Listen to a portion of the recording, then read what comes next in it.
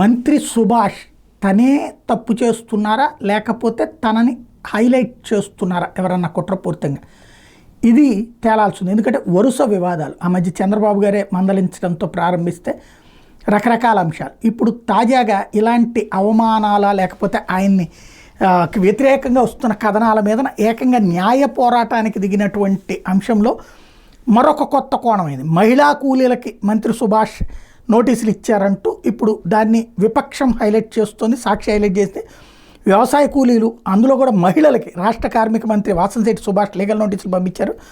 ఈ అంశం రామచంద్రపురం నియోజకవర్గంలో తీవ్ర చర్చనీయాంశమైంది. రోజువారీ కూలి పని చేసుకునే మహిళలకు మంత్రి నోటీసులు పంపడంపై ప్రజలు ముక్కును వేలేసుకున్నారు. ఇది పిచ్చుక మీద బ్రహ్మాస్త్రం ఉందని, మంత్రి చేసిన పని సరైనది కాదని వారు అంటున్నారు. వివరాల ప్రకారం డాక్టర్ బిఆర్ అంబేద్కర్ కోనసీమ జిల్లా రామచంద్రపురం నియోజకవర్గం తాళపాలెం గ్రామ సర్పంచ్ కట్టా గోవింద్కు ఆయన ఆడపడుచులు కొంతకాలంగా 2.4 ఎకరాల పంట భూమి విషయం మీద కోర్టులో వివాదం నడుస్తుంది. కోర్టులో వివాదం సాగుతున్నప్పటికీ సర్పంచ్ కట్టా గోవింద్ స్వాధీనంలోనే భూమి ఉంది. ఆయనే పంటలు పండించుకుంటున్నారు. అదే భూమిలో కొంత భాగం ఇటీవల మంత్రి అనుచరుడు దొంగల శ్రీధర్ అతని భార్య దొంగల సునీత పేరును రిజిస్టర్ అయింది.